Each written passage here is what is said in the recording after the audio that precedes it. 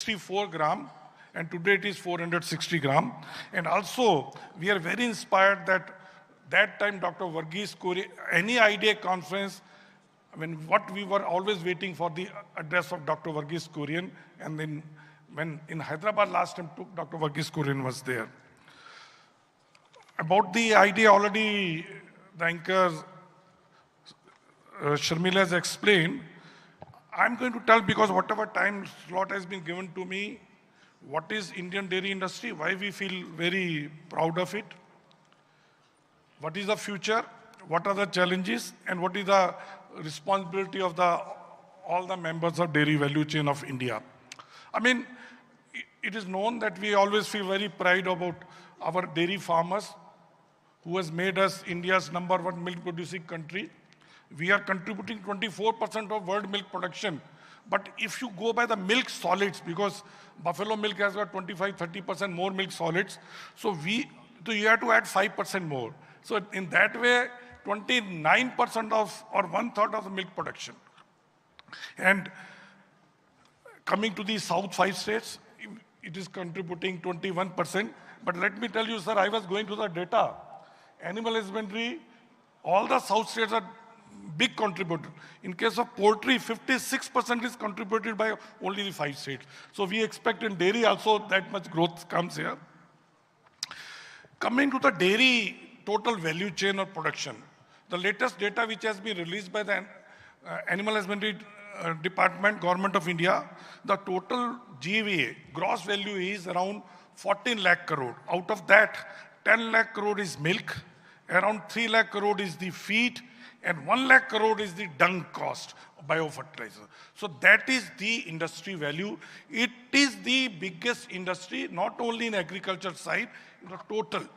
Any industry you take in India, no industry is as large as it is, and that is also come out of the latest data released by the NSSO of the National Household Consumption, where they measure what is the consumption of each household in India, and in that, food, which contributes around 46 to around percent, milk is the highest. On an average, Indian spends 375 rupees per month per person.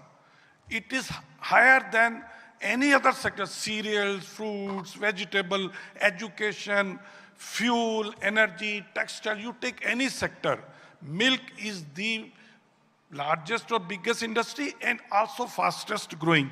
And I think for this, credit should go to our milk producers, to our milk processors, and the whole value chain. What is the status today of dairy industry? We all know, which may be good for us. Milk, as far as the milk or milk product prices are there, last 1 year more or less stable, there's no increase. Feed prices also in the last 1 year more or less stabilized. We are more or less at the same level last year. But one area of worry is in some parts of India, especially north, west, and east, the price being paid to the farmers is around 4 to 8 rupees lower than the previous year. I appreciate that most of the southern state prices are still holding same, but that is the matter of worry, that in India, farmers are getting 4 to 8 rupees lower than the previous year. So that we have to see how to ensure. The international also prices are now going up. Last 7 months, prices have gone up by 30%. So that is also a good sign. You see, we all are in the food industry, and we have to see what is happening to the food industry, what consumer is eating. So we are very happy that consumer is shifting more from the carbohydrate-based diet to more animal source diet, more packed, more fresh, more local regional brands, and also more small SKU, because demand is coming from the tier 2 and 3 cities. So future is for animal source proteins. So that is what we are. Now, a lot of people ask me, what is the future? भविष्य क्या dairy industry का? तो मैं उनको बोलता हूँ कि if you want to see the भविष्य of dairy or future of dairy, only 2 ही चीजें देखिए, only 2 things. One is 140 crore पेट और उनके ऊपर की पॉकेट में कितना पैसा है. And fortunately, both of these things are growing. Number of stomachs are also growing from 140 to 165 crore in another 25 years. And the prosperity is also growing. So more money coming, consumer is spending more and more milk products. So that is very good. And we are very happy that government of India also recognized the budget allocation for all the animal husbandry schemes are also increasing. This year is 4,500 crore. I think you must have heard. Recently, Animal Husbandry Minister announced 29,000 crore rupees for Animal Husbandry Infrastructure Fund. And also just 2 days back, digitally integrate the 30 crore farm animals. Bharat Pashudan app has been launched. So all these things coming. What I expect then another 7 years, the investment in dairy processing will be around 60,000 crore, around 40,000 crore in the backward integration, collection, etc., and another 60,000 crore in new animals. So total 1,60,000 crore in next 7 years, the investment dairy sector, which is going to create 72 lakhs new jobs. So what are the challenges? I'll just shortly finish. There are many challenges, but I'll talk about 2 challenges. One is the mindset of policymakers, media, and average consumer. And what is that mindset which we need to change is from food inflation to food prosperity, from महंगाई to आमदनी की increase. Generally what happens, any food or agriculture produce or milk prices when increase, everybody reports it as inflation, but nobody says it is an increase in income of milk producer. So that is what we have to make aware policymakers, media, that it is not food inflation, it is food prosperity. The other thing is we have to make is, see, for the country like 140 crores, we have 2 things are very, very much required is the food security and the livelihood. So whatever planning we are doing, we have to do it. Now next is, you see, reasons for India such a tremendous growth all over world is, I think everybody recognizes the very, very efficient value chain, right from milk production to the milk consumption. So one side farmers were getting good price for the milk, so they continue to produce. The other side consumer continued to get good milk at a very, very affordable price, so they continue to consume more. So it was a win-win for both associations. But now time has come because we are producing a lot and farmers want to produce. So we have to see that how, without increasing too much of price to the consumer, we can increase the income of farmer by reducing the cost of production. The biggest challenge dairy industry today facing is how to reduce the cost of milk production, how to reduce cost of per liter milk production, how to get more milk from each animal, how to reduce number of animal, and for that, the breeding and the feeding innovations and practices are needed, which National Dairy Development Board and Government of India is taking many steps. No doubt we are also other challenges, fake products. I mean, you must have read recently the McDonald's news item where they were selling the fake cheese, artificial cheese as a dairy cheese. They have been caught by FSSI, which has been reported everywhere. Other is that because India is the biggest industry, every country wants to dump the cheap products, but we are very happy. You must have read the latest WTO round at Abu Dhabi, our government of India has supported the farmers. They have not allowed cheap imports or subsidized imports in India. Not only milk, all the agriculture community. And lastly, I'll request all the dairy industry that if you want dairy industry to grow and farmers and consumers feel happy, we have to see how to reduce the gap between what farmer gets and what consumer pay. I remember about 10, 12 years back, farmer price and consumer price difference used to 4 to 6 rupees. Then it became 10, 12, 14, 15. Because we say that 70% or 75% should go to the farmer. So please see how we can ensure that whatever consumer is paying, at least 70, 75% goes to the farmer. So that is the area where we need to be there. And other area which I think the GST, Each of our farmer is paying around 6 rupees per kg GST on the milk because the ghee is taxed at 12%. So that is why we request all the, especially the south states, because there it used to be more the local tax. So that's why the 12% GST has come. While concluding, let me tell you one slogan I saw in the internet. Let me tell you. So that tells you the importance of dairy sector, importance of food sector. It was written because we always talk about farmer. No farmers, no food, no future. If we are talking about future, if farmers is not, food will not be there. So if we worried about future, we have to take care of our farmers and our food. Thank you very much.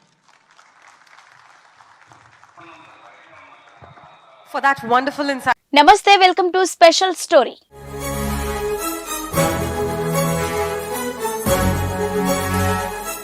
Husnabad లో BJP ప్రజాహిత యాత్ర MP Bandi Sanjay versus మంత్రి పొన్నం ప్రభాకర్ గా మారింది. దాంతో యువత పారిశ్రామికవేత్తలుగా ఎదగాల్సిన అవసరం ఉందని మిక్కీ రాష్ట్ర అధ్యక్షులు విప్లవ్ గాంధీ స్పష్టం చేశారు. ఆర్థిక, రాజకీయ, సామాజికంగా ఎదుగుతూనే పారిశ్రామికవేత్తలుగా రాణించాలంటున్న మిక్కీ రాష్ట్ర అధ్యక్షుడు విప్లవ్ గాంధీతో మా ప్రతినిధి మహేందర్ ఫేస్ టు ఫేస్. నమస్తే, వెల్కమ్ టు పురా లోకల్ న్యూస్. హెడ్లైన్ చూద్దాం. నేషనల్ పాలిటిక్స్ పై రేవంత్ హాట్ కామెంట్స్. జాతీయ స్థాయిలో తెలుగువారి పాత్ర సన్నగిల్లిందని వెల్లడి.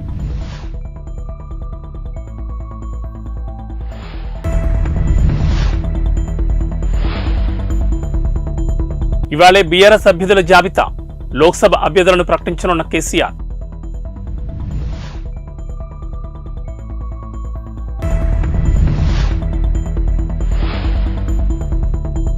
బీజేపీ ఎమ్మెల్యే రాజాసింగ్ సంచలన వ్యాఖ్యలు. దేశంలో ఇంకా 40,000 గుళ్లు కట్టాలని స్పష్టం.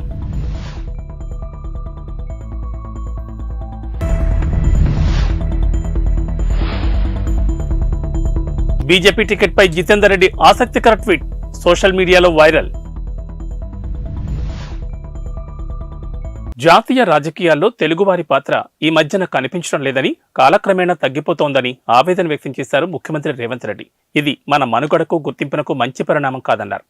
గతంలో నీలం సంజీవ్ రెడ్డి, ఎన్టీ రామారావు, పివి నరసింహారావు లాంటి వారు జాతీయ రాజకీయాలను శాసించారని, ఆ తర్వాత జైపాల్ రెడ్డి, వెంకయ్యనాయుడు తదితరులు ఆ స్థాయిని కొంతవరకు నిలబెట్టారని అన్నారు. తమిళనాడు మాజీ గవర్నర్ రామ్మోహన్ రావు రచించిన గవర్నర్ పెట్టు గవర్నర్స్ హౌస్ అనే పుస్తకాన్ని మర్రి చెన్నారెడ్డి మానవ వనరుల అభివృద్ధి కేంద్రంలో ఆదివారం సాయంత్రం ఆవిష్కరించిన సందర్భంగా ఈ వ్యాఖ్యలు చేశారు రేవంత్ రెడ్డి. రాష్ట్రాలు, రాజకీయాలతో సంబంధం లేకుండా తెలుగువారిగా మనమంతా కలిసి ప్రయాణం మొదలుపెట్టాల్సిన అవసరం ఉందన్నారు. రాష్ట్రాలుగా విడిపోయినా మనుషులుగా మనం కలిసి ఉండాల్సిన అవసరం ఉందన్నారు. ప్రత్యేకమైన, అనివార్యమైన పరిస్థితుల్లో ఉమ్మడి రాష్ట్రం విడిపోయి 2 తెలుగు రాష్ట్రాలు విడివిడిగా ఏర్పడాల్సి వచ్చిందని, అప్పటి భావోద్వేగాలు ఎలా ఉన్నా జాతీయ స్థాయిలో మన తెలుగు అనే గుర్తింపు కోసం కలిసి నడవాల్సి ఉంటుందన్నారు. గౌరవనీయులైన ముఖ్యమంత్రి గారికి ధన్యవాదాలు. ఇప్పుడు సభను ఉద్దేశించి గౌరవ ముఖ్యమంత్రి గారిని My publisher, though he had agreed to publish a book which was declined by 3 others, he seems to be a smart businessman. He has put it on Amazon for sale, and bookshops nowhere display this book. So if any of you want to read, you will have to order it on Amazon for sale. Thank you. గౌరవ ముఖ్యమంత్రి గారిని సభను ఉద్దేశించి ప్రసంగించవలసిందిగా కోరుతున్నాను.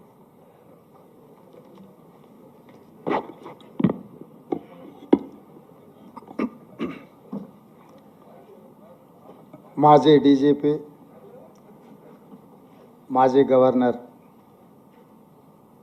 పెద్దలు రామ్మోహన్ రావు గారు రచించిన పుస్తక ఆవిష్కరణ కార్యక్రమానికి నాతో పాటు ముఖ్య అతిథులుగా విచ్చేసిన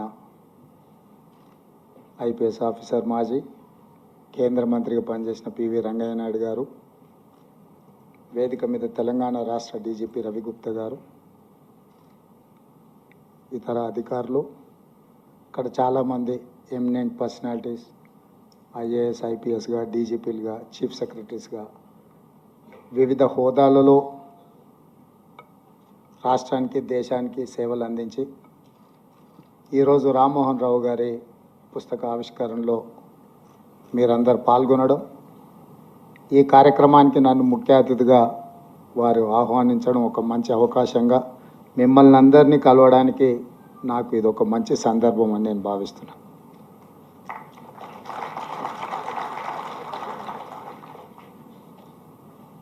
ఇక్కడ వేదిక మీద ఉన్నవాళ్ళు కానీ అక్కడ ఆసీనులైన వాళ్ళు స్వాతంత్ర సమరాన్ని చూసిండ్రు, తెలంగాణ సాయుధ రైతాంగ పోరాటాన్ని చూసిండ్రు,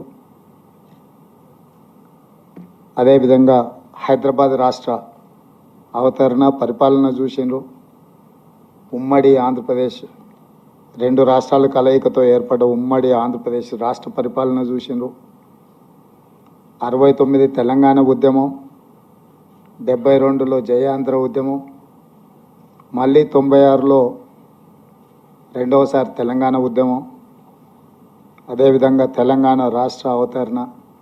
దాదాపుగా ఈ 76 సంవత్సరాలలో జరిగిన వివిధ పరిణామ క్రమాలను అన్నింటినీ అవగాహన చేసుకొని అనుభవం ఉన్న వాళ్ళందరూ కూడా ఇక్కడికి రావడం ఇది ఒక మంచి సందర్భం. తెలంగాణ రాష్ట్ర ప్రభుత్వం ఈ కార్యక్రమాన్ని, ముఖ్యంగా తెలంగాణ పోలీస్ అధికారులు ఈ కార్యక్రమాన్ని ఏర్పాటు చేయడాన్ని వారిని మనస్ఫూర్తిగా నేను అభినందిస్తున్నాను.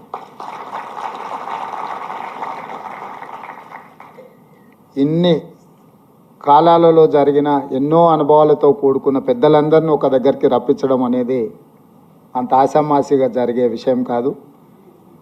రామ్మోహన్ రావు గారి పుస్తక ఆవిష్కరణలో ఇంతమంది రావడం అంటే వారి పట్ల ఉన్న మీకు మనందరికీ ఉన్న గౌరవం, అదేవిధంగా వారి అనుభవంలో ఈ రోజుకి మనందరికీ వారు చెప్పాలనుకున్న విషయాలు ఈరోజు ఇక్కడ మనందరం పంచుకోవడం అనేది ఒక మంచి అవకాశం. నాయకులకు పరిమితులు ఉంటాయి, ఎందుకంటే నాకు ముఖ్యంగా ఆ పుస్తకంలో ఏముందో నాకు తెలీదు. రచయిత గారు ఏం రాసినా అది వారి అభిప్రాయమే, నా అభిప్రాయం అయితే కాదు. వారి అభిప్రాయంతో ఏకీభవించవచ్చు, నేను విభేదించవచ్చు. ఆ పుస్తకాన్ని మొత్తం చదివిన తర్వాతనే నేను చెప్పగలను. ఎందుకంటే వారు ఉన్నతాధికారిగా, గవర్నర్గా, ముఖ్యంగా కాంగ్రెస్ పార్టీని దగ్గర నుంచి పరిశీలించి రాసిన చాలా అంశాలు, ప్రస్తావించిన అంశాలు అందులో ఉండొచ్చు. మేబీ కాంట్రవర్సీస్, లేకపోతే డిస్క్రీట్ ఆర్ ఇండిస్క్రీట్, అందులో ఏముందో నాకు తెలియదు. పార్లమెంట్ ఎన్నికల వేళ ప్రతిపక్ష బీఆర్ఎస్ పార్టీ మరో కీలక నిర్ణయం తీసుకుంది. కాళేశ్వరం ప్రాజెక్టుపై ప్రభుత్వ వైఖరికి నిరసనగా కరీంనగర్లో భారీ సభ నిర్వహించాలని నిర్ణయించింది.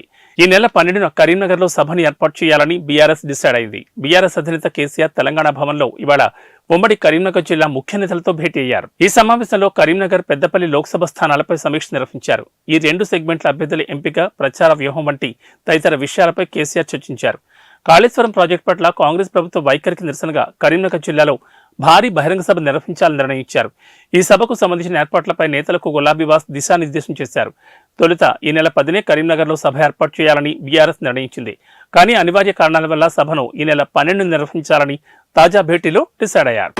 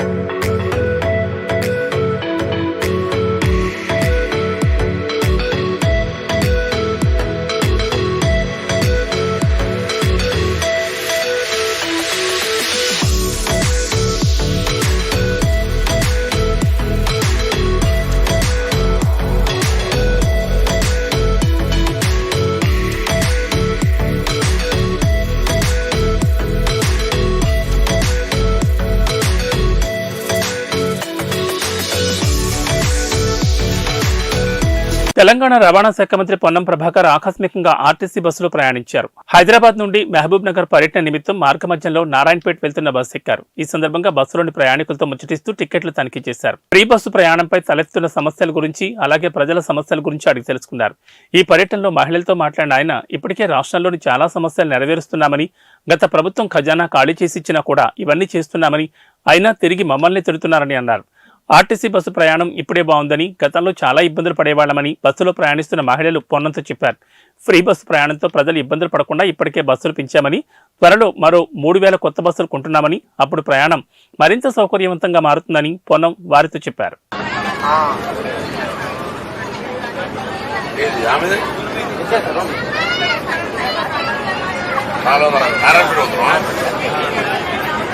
ఇది తెలంగాణలోకి చేసారు, మీ ఊర్లో మీకు ఫ్రీ, అక్కడ కర్ణాటకలో కూడా ఉంది, కాంగ్రెస్ వాళ్ళు చేసిండ్రు అక్కడ కూడా.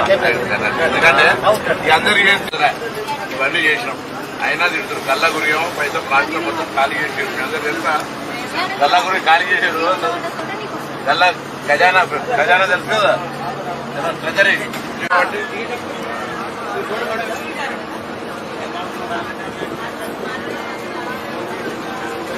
ఇబ్బంది పడకుండా ఇప్పటి బస్సులు కూడా కొత్తగా కొంటున్నాం. బస్సులు 3000 బస్సులు కొంటాం.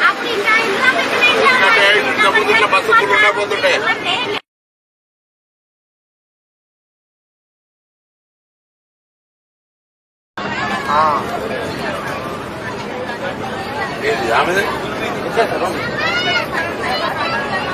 నారాయణపేట అవుతున్నాం. ఇది తెలంగాణలోకి చేసారు, మీ ఊర్లో మీకు ఫ్రీ, అక్కడ కర్ణాటకలో కూడా ఉంది, కాంగ్రెస్ వాళ్ళు చేసిండ్రు అక్కడ కూడా. ఎందుకంటే అందరూ చేస్తున్నా ఇవన్నీ చేసినాం, అయినా తిడుతున్నారు. గల్లగురియం పైసా ప్లాస్టిక్ మొత్తం ఖాళీ చేసారు. మీ అందరూ తెలుసా? గల్లగురి ఖాళీ చేసారు. ఖజానా తెలుసు కదా, ట్రెజరీ.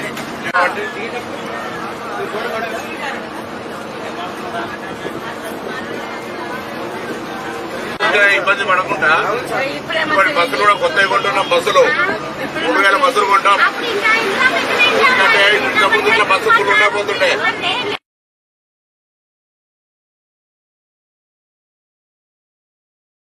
పార్లమెంట్ ఎన్నికలకు గాను బీజేపీ విడుదల చేసిన తొలి జాబితాలో 9 మంది అభ్యర్థులను ప్రకటించింది. అయితే ఈ లిస్టులో మహబూబ్ నగర్ స్థానాన్ని ప్రకటించకుండా పెండింగ్ లో పెట్టింది. ఈ స్థానం నుంచి డీకే అరుణ, ఏపీ జితేందర్ రెడ్డి, శాంతికుమార్ టికెట్ ఆశిస్తున్నారు. ఈ నేపథ్యంలో ఏపీ జితేందర్ రెడ్డి చేసిన ట్వీట్ చర్చనీయాంశంగా మారింది. తనకు తిరుమల వెంకటేశ్వర స్వామి తోడున్నాడని, మహబూబ్ నగర్ టికెట్ తనకే వస్తుందనే నమ్మకం ఉందని ట్వీట్ చేశారు.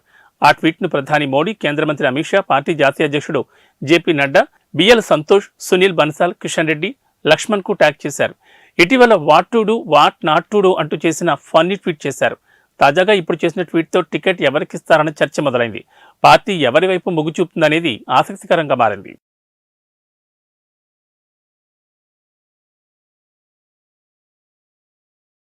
పెద్దపల్లి, కరీంనగర్ బీఆర్ఎస్ ఎంపీ అభ్యర్థుల పేర్ల ప్రకటన వాయిదా పడింది. నిన్న అష్టమి కారణంగా అభ్యర్థుల పేర్ల ప్రకటనను గులాబీ బాస్ కేసీఆర్ వాయిదా వేసినట్లు సమాచారం.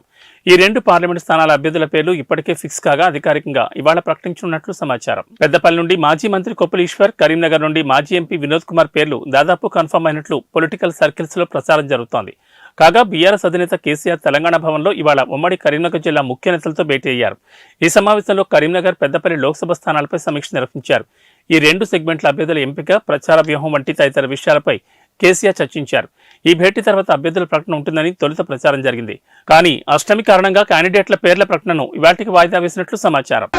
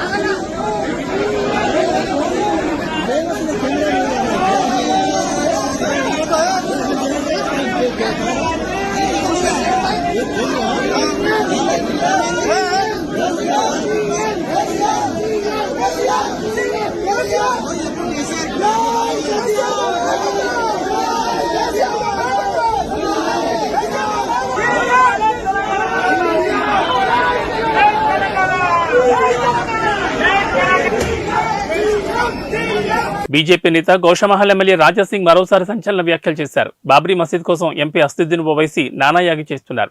పార్లమెంట్లో బాబ్రీ మసీద్ జిందాబాద్ అంటూ నినాదాలు చేస్తున్నారని ఫైర్ అయ్యారు. ఇప్పుడే అయిపోలేదని, భవిష్యత్తులో ఓవైసీ ఇంకా చాలా చూడాల్సి వస్తుందని అన్నారు. మేమేంటో ముందు ముందు ఇంకా చూపిస్తామని కీలక వ్యాఖ్యలు చేశారు. ఉత్తరప్రదేశ్లో అయోధ్య రామమందిరం కట్టి చూపించాం, కాశీ మధురలో కూడా గుళ్లు కడతామని ధీమా వ్యక్తం చేశారు. దేశంలో ఇంకా 40,000 గుళ్లు కట్టాల్సిందని రాజాసింగ్ సెన్సేషనల్ కామెంట్స్ చేశారు. గతంలో చేతకాని వాళ్లు దేశాన్ని పాలించారని, ఇప్పుడు భారత్లో భగవరాజ్యం నడుస్తోందని అన్నారు. దేశంలో ఇప్పుడు మనల్ని ఎవరూ ఆపలేరని ఆసక్తికర వ్యాఖ్యలు చేశారు.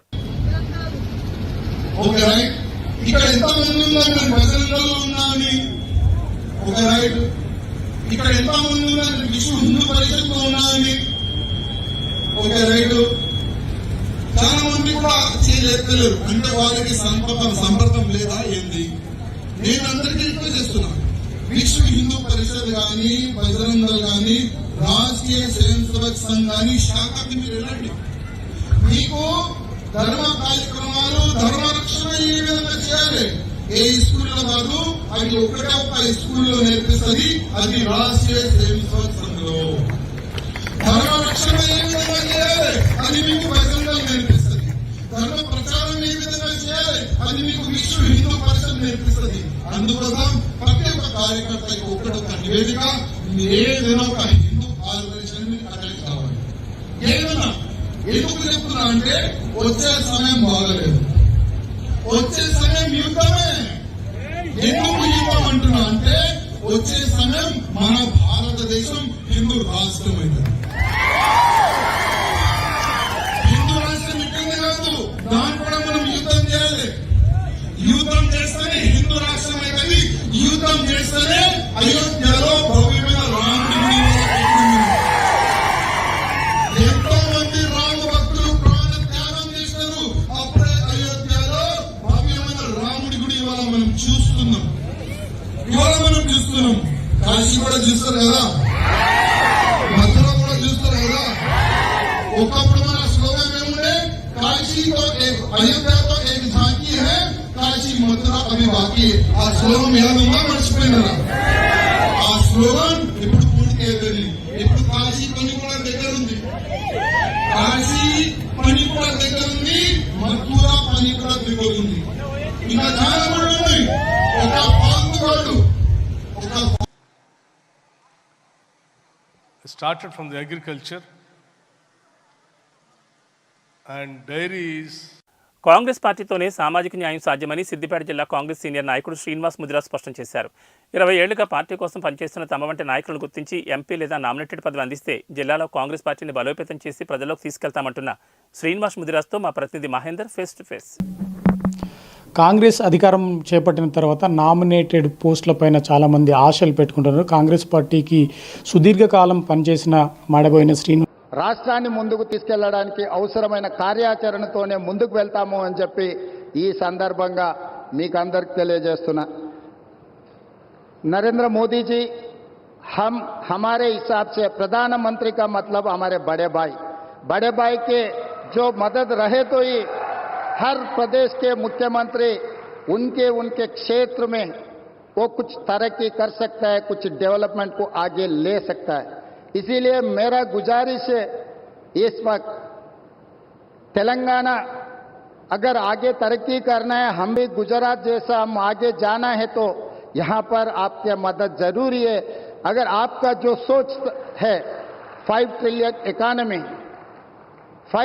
इकोनॉमी हम रीच होने के लिए इंडिया में 5 मेट्रोपॉलिटन सिटीज है, Delhi, Mumbai, Bangalore, Chennai, Hyderabad is one of the metropolitan city. We wanted to contribute to your 5 trillion economy system.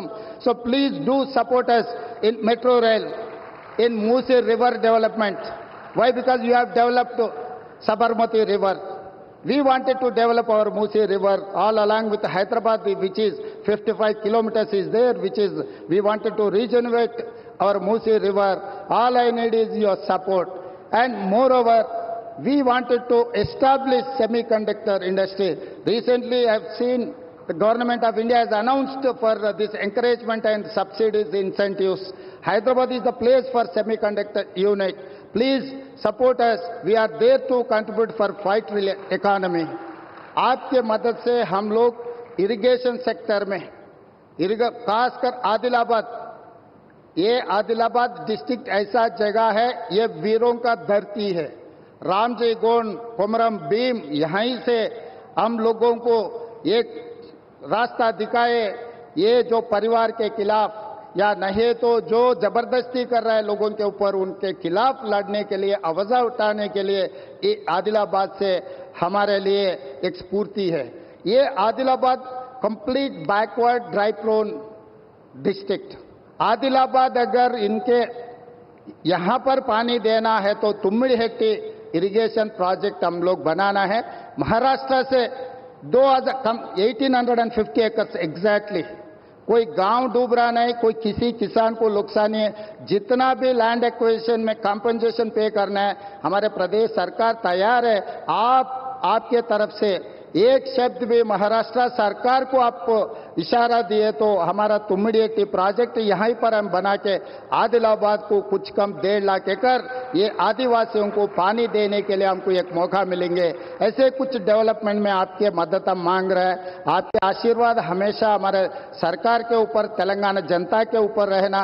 आप प्रधानमंत्री खोदा पे अभी पहली बार जब हमारा सरकार बनने के बाद आप आए, आपको रिसीव करने में और तेलंगाना तरक्की में आपके मदद लेने के लिए हम लोग सब इधर हाजिर है। आगे भी केंद्र सरकार से हम कोई रणनीति या नहीं तो हम लड़ना नहीं चाह रहे कि केंद्र और प्रदेश सरकार दोनों के आपस में एक ह्यूमन रिलेशन, एक ट्रांजैक्शनल रिलेशन, ये सब सारे रहे तो हम आगे तरक्की कर सकते। आपके तरफ से जो अभी तक जो मदद मिला है, आगे भी यही मदद रहना बोल के हमारा गुजारिश है। धन्यवाद मित्रों।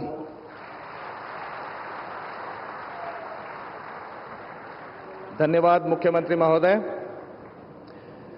And now, as we prepare to witness the inauguration, dedication and foundation stone laying of multiple projects across the nation, involving an investment to the tune of 56,000 crores, let us draw inspiration from the words of Swami Vivekananda, who said, "Arise, awake, and stop not till the goal is reached." Today, as our nation marches forward on the path of progress under your dynamic leadership, Adarniya Pradhan Mantri Ji, we remain committed to achieving our goals and building a brighter future for all of mankind. May I now invite our most respected Prime Minister, Shri Narendra Modi Ji, to kindly push the button and inaugurate, dedicate multiple projects from the Ministry of Power, New and Renewable Energy, Ministry of Road and Transport, as well as the Ministry of Railways.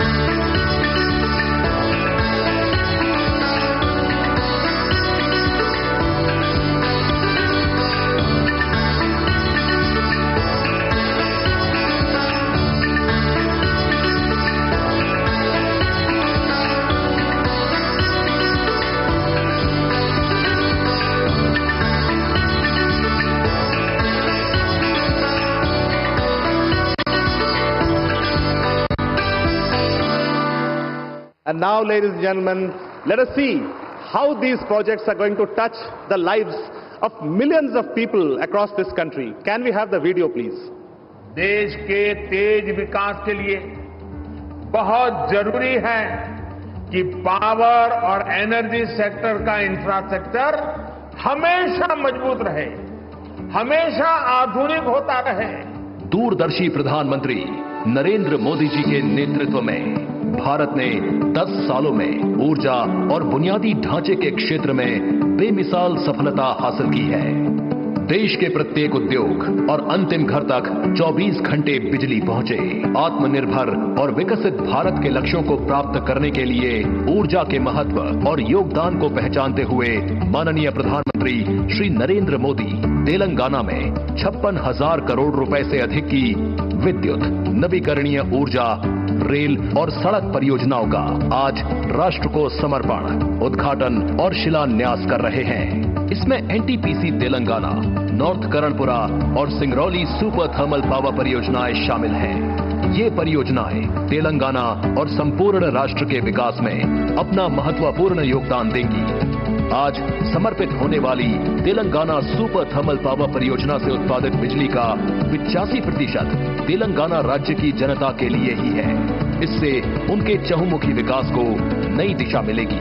इसके साथ जिन और परियोजनाओं का उद्घाटन और शिलान्यास किया जा रहा है, उनमें प्रमुख हैं एनटीपीसी की ऐश यूटिलाइजेशन परियोजनाएं, एसटीपी और समुद्री जल पर आधारित ग्रीन हाइड्रोजन परियोजना एवं फ्लू गैस CO2 से 4G ethanol plant, power grid की 8 ट्रांसमिशन एवं सिस्टम सुदृढ़ीकरण परियोजनाएं, NHPC की फतेहगढ़ और टुस्को की ललितपुर सौर परियोजना, PSUL का Jalaun ultra mega renewable energy power park, SJVN की 5 सौर तथा 2 जल विद्युत परियोजनाएं, रिन्यू और इंडी ग्रिड की ट्रांसमिशन स्कीम का भी लोकार्पण और शिलान्यास किया जा रहा है।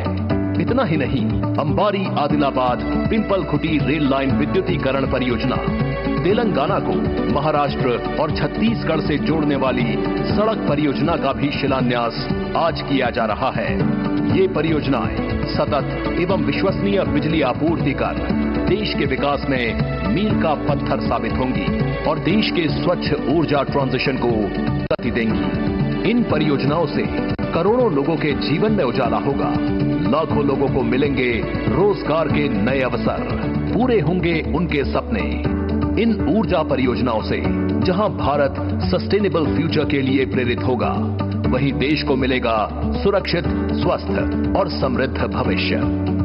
रेल और रोड परियोजनाओं से तेलंगाना राज्य में कनेक्टिविटी बढ़ेगी, यात्रा का समय कम होगा तथा व्यापार और पर्यटन के खुलेंगे नए द्वार। यशस्वी प्रधानमंत्री श्री नरेंद्र मोदी जी निरंतर तेलंगाना की जनता के विकास और समृद्धि के लिए काम कर रहे हैं। हमें विश्वास है आज की ये सभी परियोजनाएं तेलंगाना के विकास को नई गति देंगी और यहां के जन जन के सपनों को पूरा करेंगी। ये मोदी की गारंटी का लक्ष्य समाज के अंतिम पायदान पर खड़े देशवासी का भी जीवन बदलना है। Under the visionary leadership of our dynamic Prime Minister, the progress and development has set new benchmarks. और अब हम निवेदन करेंगे कि हमारे माननीय प्रधानमंत्री जी अपने आशीर्वचन से हमारा मार्गदर्शन कराएं।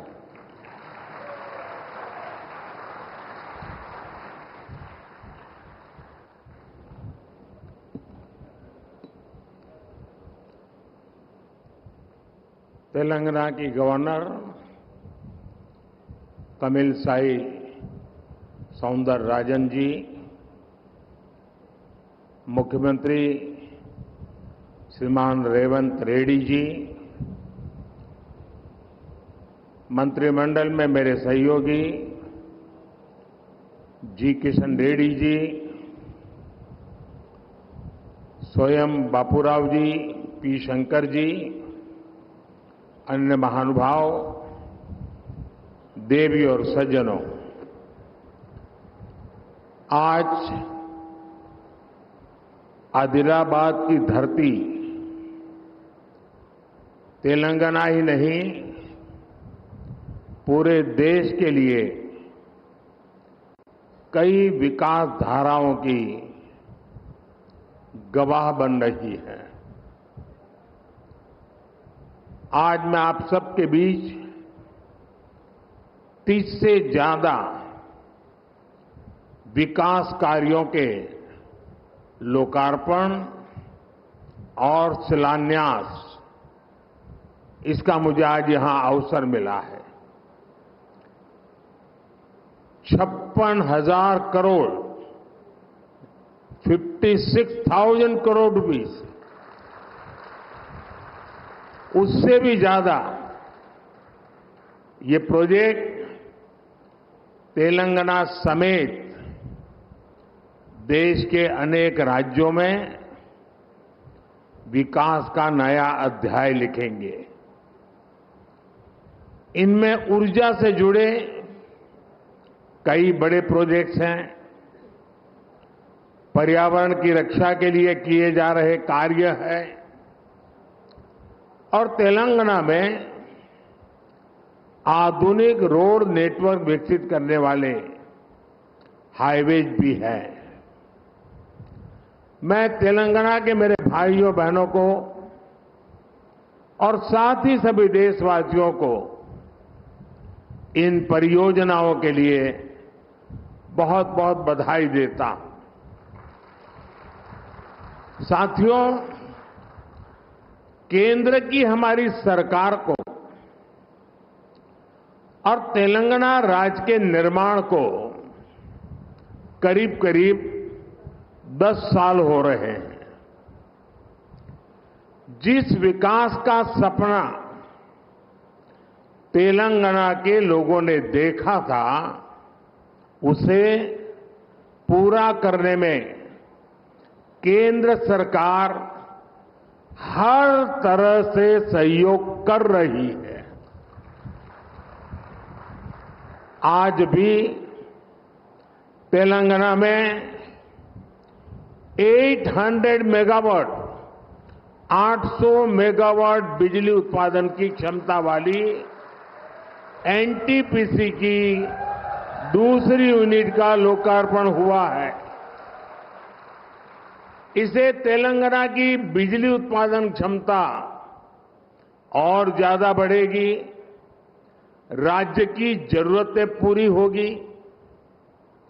अंबारी, आदिलाबाद, पिंपलकुट्टी, इस रेल लाइन के इलेक्ट्रिफिकेशन का काम भी पूरा हो गया है। आज आदिलाबाद, बेला और मुलुगु में 2 नए नेशनल हाईवेज का भी शिलान्यास हुआ है। रेल और रोड की इन आधुनिक सुविधाओं से इस पूरे क्षेत्र के और तेलंगाना के विकास को और रफ्तार मिलेगी। इससे यात्रा का समय कम होगा, उद्योग और पर्यटन को बढ़ावा मिलेगा और रोजगार के अनगिनत नए अवसर पैदा होंगे। साथियों, केंद्र की हमारी सरकार राज्यों के विकास से देश के विकास के मंत्र पर चलती है। इसी तरह जब देश की अर्थव्यवस्था मजबूत होती है तो देश के प्रति विश्वास बढ़ता है, तो राज्यों को भी इसका लाभ मिलता है, राज्यों में भी निवेश बढ़ता है। आप लोगों ने देखा है कि पिछले 3-4 दिनों से पूरी दुनिया में भारत की तेज विकास दर, इसकी चर्चा हो रही है। दुनिया में भारत ऐसी इकलौती ओनली बड़ी अर्थव्यवस्था बनकर उभरा है जिसने पिछले क्वार्टर में 8.4% की दर से विकास किया है। इसी तेजी से हमारा देश दुनिया की तीसरी सबसे बड़ी अर्थव्यवस्था बनेगा। और इसका मतलब होगा तेलंगाना की अर्थव्यवस्था का भी तेजी से विकास। साथियों, इन 10 वर्षों में देश के काम करने का तरीका कैसे बदला है, आज ये तेलंगाना के लोग भी देख रहे हैं। पहले के दौर में सबसे ज्यादा उपेक्षा का शिकार तेलंगाना जैसे इलाकों को ही इसकी मुसीबतें झेलनी पड़ती थी। लेकिन पिछले 10 वर्षों में हमारी सरकार ने तेलंगाना के विकास के लिए कहीं ज्यादा राशि खर्च की है। हमारे लिए विकास का मतलब है गरीब से गरीब का विकास, दलित, वंचित, आदिवासियों का विकास। हमारे इन प्रयासों का परिणाम है कि आज 25 करोड़ लोग गरीबी से बाहर आ चुके हैं। ये हमारी गरीब कल्याण योजनाओं की वजह से मुमकिन हुआ है। विकास के इस अभियान को अगले 5 वर्षों में और तेजी से आगे बढ़ाया जाएगा। इसी संकल्प के साथ मैं आप सबको बहुत बहुत धन्यवाद देता हूं। अभी 10 मिनट के बाद मैं पब्लिक कार्यक्रम में जा रहा हूं। बहुत सारे विषय उस मंच के लिए ज्यादा उपयुक्त है, इसलिए मैं यहां इस मंच पर इतनी ही बात कह करके मेरी वाणी को विराम दूंगा। 10 मिनट के बाद उस खुले मैदान में खुले मन से बहुत कुछ बातें करने का अवसर मिलेगा। मैं फिर एक बार मुख्यमंत्री जी समय निकालकर यहां तक आए, मैं उनका भी आभार व्यक्त करता हूं और हम मिल करके विकास की यात्रा को आगे बढ़ाएं, इस संकल्प को लेकर के चले। बहुत बहुत धन्यवाद।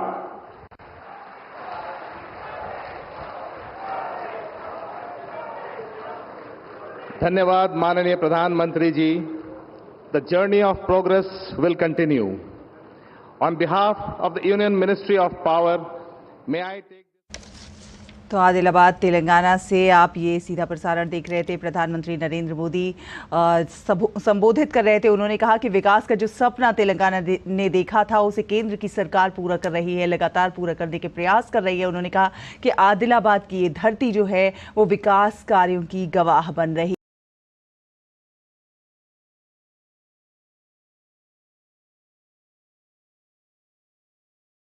सीधे हम आपको इस सीधे प्रसारण के लिए आपको ఉస్మానియా యూనివర్సిటీలో సెక్యూరిటీగా పనిచేస్తున్న ఓ నిరుద్యోగి జీవితంలోకి ఉద్యోగాలు తలుపు తట్టాయి. ఒకేసారి 3 ఉద్యోగాలు వరించడంతో ఆనందంలో మునిగి తేలాడు. 3 ఉద్యోగాలు వరించిన ఆయన సంతోషానికి అవతుల్లేవు. ఒకవైపు ఉద్యోగం చేస్తూనే మరోవైపు పుస్తకాలతో కుస్తీ పట్టినట్లు చెబుతున్న ప్రవీణ్తో మా ప్రతినిధి మహేందర్ ఫేస్ టు ఫేస్. ప్రభుత్వ ఉద్యోగం సంపాదించడం అంత ఆషామాషి కాదు. ఇప్పుడున్న పోటీ ప్రపంచంలో ఉద్యోగం సాధించాలంటే శ్రమించాల్సిన అవసరం ఉంది. కానీ అటువంటి శ్రమను తను చేస్తున్న ఉద్యోగానికి ఇప్పుడు పొందే అర్హతకి చాలా వేరియేషన్స్ ఉంది. ఒకవైపు ఉస్మానియా యూనివర్సిటీలో సెక్యూరిటీ గార్డ్గా పనిచేస్తూ ఉద్యోగం సాధించాలన్న కోరిక తన ఆశయాన్ని నెరవేర్చే వైపు నడిపించింది. అందులో భాగంగానే ఏకంగా 3 ఉద్యోగాలు సాధించిన గ్రామీణ యువకుడు ఇప్పటి వరకు అంటే ఉపాధి లేదని కాదు, ఒక ప్రైవేటు సెక్యూరిటీగా పనిచేస్తూనే ఉద్యోగాలకు ప్రిపేర్ అయ్యి కాంపిటేటివ్ ఎగ్జామ్స్కు ప్రిపేర్ అయ్యి ఏకంగా 3 ఉద్యోగాలు సాధించిండు. ప్రవీణ్ మనతో పాటు. ప్రవీణ్ అడిగి తెలుసుకుందాం. Praveen, first of all congratulations. అసలు 3 ఉద్యోగాలకు మీరు ఎంపిక అయ్యారు. మీరు ఎలా ఫీల్ అవుతున్నారు? ఒకవైపు సెక్యూరిటీ గార్డు ఉద్యోగం చేస్తున్నారు, కానీ ఆ ఉద్యోగం అని చెప్పేసి చిన్న చూపు చూడకుండా కాంపిటేటివ్ ఎగ్జామ్ వైపే మీరు దృష్టి సాధించినట్టు తెలుస్తుంది. అసలు మీరు ఎలా ఫీల్ అయ్యారు? ఫస్ట్ ఆఫ్ ఆల్ నేను చాలా హ్యాపీగా ఫీల్ అవుతున్నాను. మా పేరెంట్స్కి ముఖ్యంగా ధన్యవాదాలు తెలుపుకుంటున్నాను. వాళ్ళ సపోర్ట్ అనేది చాలా ఉంది నా ఈ జర్నీలో. వాళ్ళ సపోర్ట్ లేకపోయింటే నేను ఈ పొజిషన్లో ఉండేనే కాదు, ఈ జాబ్ కొట్టగలిగేవాడిని కాదు. నేను మన ఉస్మానియా యూనివర్సిటీలో గత 2013 నుంచి ఇక్కడే ఉన్నాను. ఫస్ట్ నాది ఎంకామ్ కంప్లీట్ అయిపోయింది ఇక్కడే. తర్వాత బీఎడ్ కంప్లీట్ చేశాను.